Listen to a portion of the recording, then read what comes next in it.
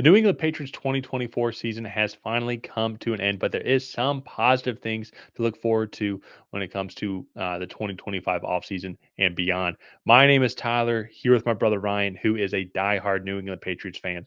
We're going to break down what to expect when it comes to the New England Patriots and some of the moves that they might make and some players that they should target in both free agency and in the 2025 NFL draft. But before we get into that, if you like the work that Ryan and I put out and want to help the Tracy Take channel grow, easiest way is hitting that subscribe button, tackling that bell to get notified when new videos come out. And while you're at it, leave a like and a comment. Let us know what you want the Patriots to do and why. And Ryan, let's pull up the initial slides here. These are just the 2024 stats overall. You guys ended up going 4-13 with bookend wins. You guys started the season off with a win and ended the season off with a win in spectacular fashion. Both ironically without your franchise quarterback and Drake Maye. Jacoby Brissett won the first one and Joe Milton won the last one. Yeah, But technically the win went for Drake Maye because he started, but then he played 3 downs and then left. I got to be honest, I did not watch the Week 18 game, if I'm being Yeah. and so, but I know you did. And so, in general, though, one, let's start off with we've been joking about it. Jerod Mayo got fired like when they were still cleaning the stadium. Like there were probably still people in the parking lot when Oh Jerod Mayo yeah, got fired. So I listened objective to number like one for objective number one for the offseason, hired a new head coach. yeah. So this is the first team we're doing the season recaps for all 32 teams, but we're going in order of draft picks. So this is the first team that we've done that has already fired their head coach and has not filled it yet. And for me, as hard as this is to say, it was the right decision. This team was regressing throughout most of the season. They really struggled just on basic X's and O's, especially on the defensive side of the ball, where you just re-signed a bunch of veterans. You can look at the defensive stats right there for yourself. 22nd in total yards allowed. They were 10th in passing, but part of that was just because the rushing defense was just so not good. And I think also too, it shows you how good Christian Gonzalez is. I think Yeah. as well because you could look at his stats because he is going up against the best receivers in the league, and there's a significant dip in their performance as well. So I think it's also part of it Yeah. too. You guys got a bona fide stud at cornerback one. Yeah, no, and he is one of the few bright spots on this team, but he is most likely going to be an All Pro. He didn't win the Pro Bowl voting, but that's more of a popularity contest. But like I go back to the Jaguars game and the Cardinals game. The Jaguars ran the ball, I think it was like 16 times in a row on you to close out that game on like an 11-12 minute drive, and it literally was just because you couldn't stop it. And like the Cardinals game, very similar thing happened there as well. And actually, that was probably Christian Gonzalez's best performance was that Cardinals game with multiple pass breakups against Marvin Harrison Jr. He really just kind of shadowed him. And outside of one 18-yard crosser, like really kind of just took him out of the game as a whole. So that was really good. And then the worst part of this defense was this pass rush. 28 sacks was last in the league. You also had 9 sacks in the Chicago game. Like if you put that at average, you would have had almost like 21 sacks, or not even. You'd had almost 20 sacks because you were barely averaging over 1 sack a game outside of that Chicago game. So it should. I see what you mean now. Yeah, and it was just a really really bad performance. And even from like the get-go, the introductory press conference to Jerod Mayo spilling orange juice on himself when one of his first times talking to the press, like all the way up to the "you said it, I didn't" quote in the press conference, there were just things that I never thought I would see come out of the New England Patriots organization in this season. And somebody had to go for that, and sadly it was Jerod. I do feel for him as a person. Like he seems to be a really like great guy, and he was put. This was Jerod's 5th year ever coaching football, and like he was put in charge of one of 32 professional football organizations in the world. Like, and so that is just Robert Kraft said it in his press conference that was today, but that was just poor ownership at that point and putting Jerod in an unwinnable situation. So kind of wrapping that up and moving on into here the free agents. Not a lot of free agents, not a lot of big name internal free agents this year. Starting off, Demontre Jacobs was signed off the Denver waivers at the beginning of the year. Daniel Aquale is a good rotational piece. Jalen Hawkins was a bust. Jacoby Brissett will probably not be back. Ben Brown is good center depth if you want to bring him back. But David Andrews has said he wants to come back. You have Jake Andrews, who was a 4th-round draft pick 2 years ago. Now Cole Strange is playing center. So maybe he's a camp body, but maybe he just doesn't come back. Austin Hooper was a really good free agent signing for them as well. Dietrich Wise is a locker room leader there. Jeremiah Farms has had a decent season. Christian Ellis is a good coverage linebacker, but not so much against the run. So Joey Sly, kickers grow on trees. Jermichael Hasty, Yannick Ngakoue has already been released from the team. Jonathan Jones is a 32-year-old corner. And I left Chukwuma Okorafor on there just to kind of highlight some of the mess ups that they had. And Chukwuma Okorafor, after like week 1 or 2, decided that he just didn't want to play football anymore. Or at least not for the New England Patriots, and just decided to sit out and was just kind of done playing football. And so like these are the internal free agents. I don't really think that there's going to be a lot of teams going after these guys, because a lot of them are pretty unique to New England. I think a lot of them will only find success inside Gillette Stadium, like that, like they're a part of this system. So they just may not be re-signed depending on whatever coach is brought in. But I like not a lot of big name free agents. So a lot of that was last year. Well, and one benefit for you guys have the most cap space than anybody coming into this offseason. So anybody y'all want to keep, y'all can go and get.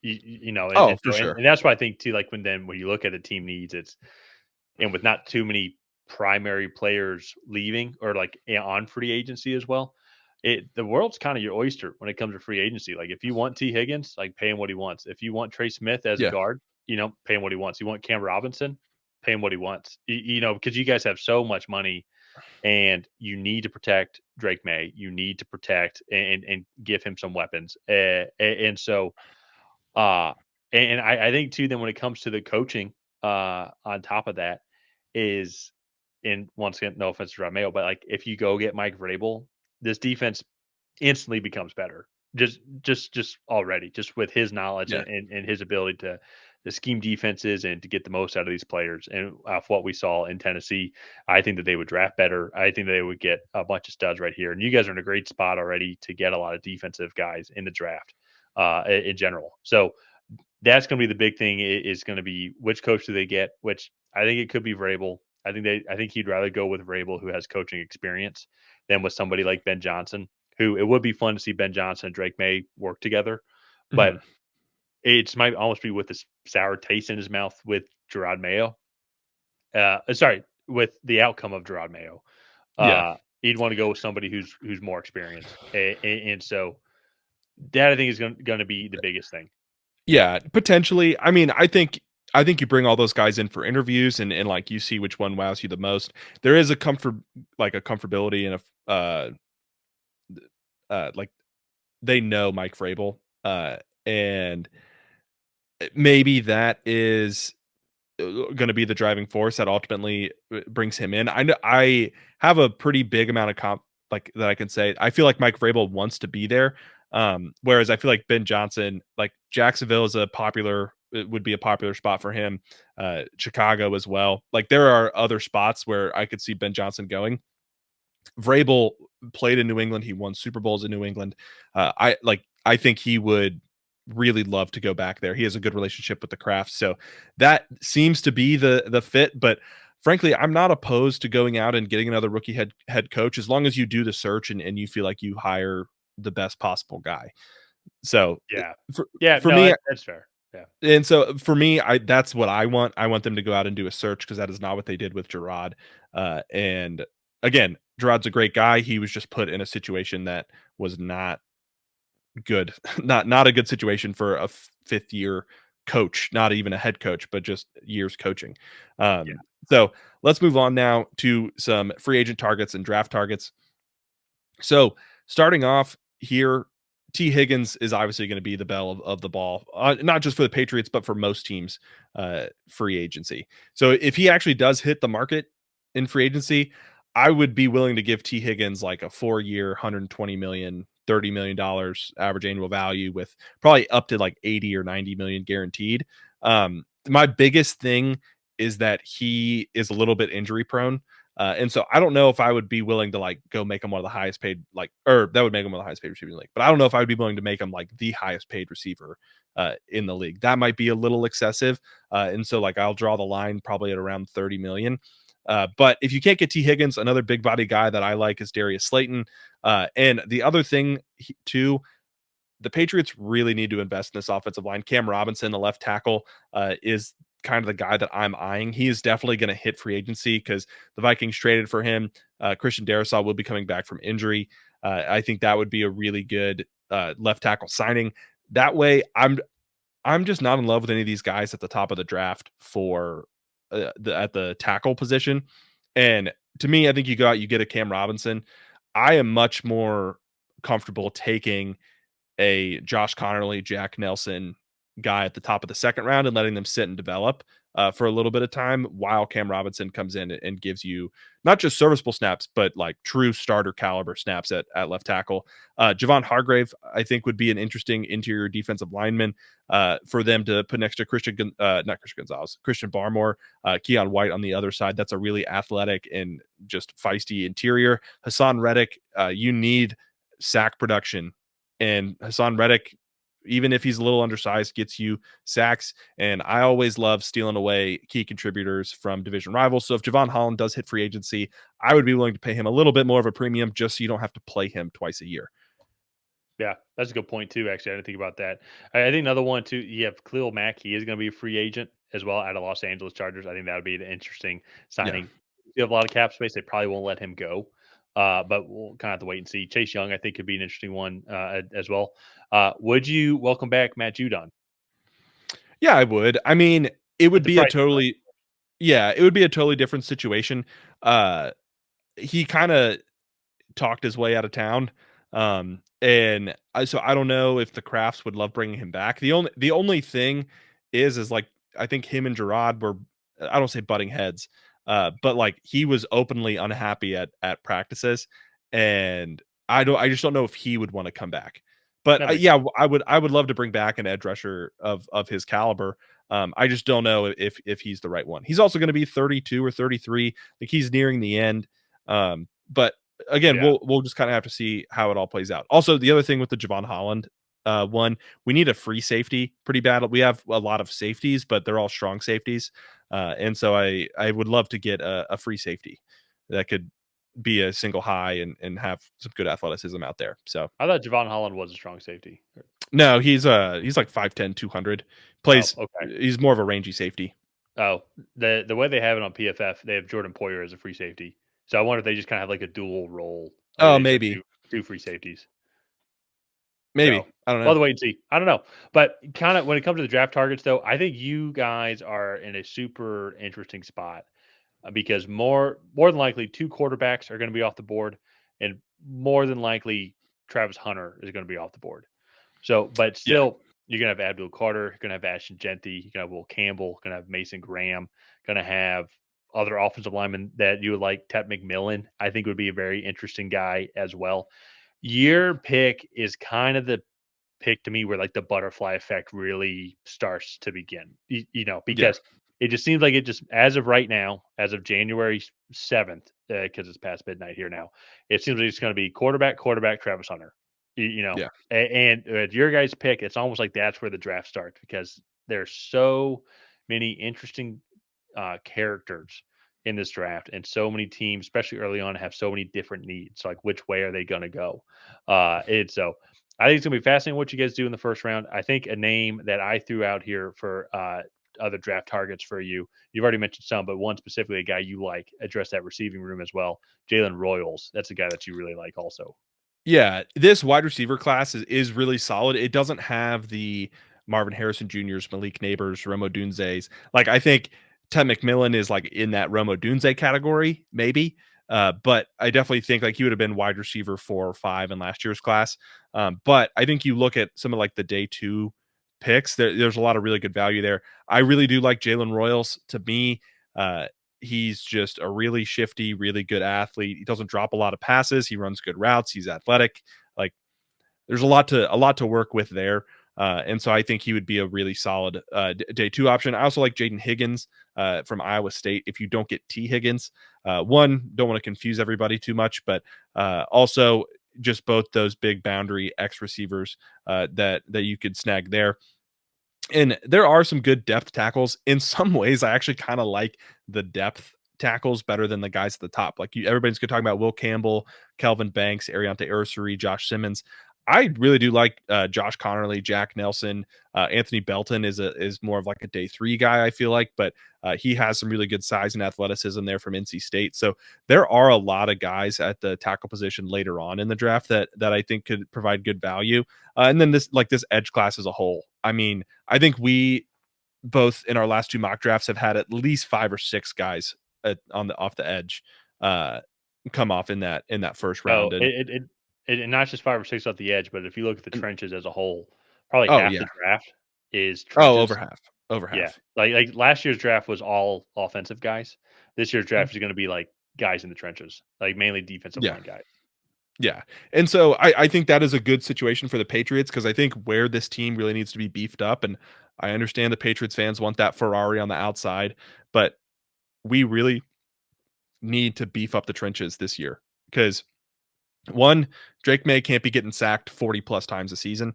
And two, we got to figure out how to stop the run. Some of that is going to be coaching, some of that is going to be personnel. But all in all, I think like for the situation that the Patriots are in, picking 4th overall, just having fired your head coach, if you can bring in a Vrabel, you can bring in a Ben Johnson. Like there are some good head coaching candidates out there. You have the most cap space in the league. You have the 4th overall pick. I don't want to anoint Drake Maye yet as a franchise quarterback, but like you seem to have hit on your franchise quarterback from last year's draft. So it's going to be an up and down offseason. I have a lot of questions that are going to be answered hopefully in the coming days on who's going to be the head coach.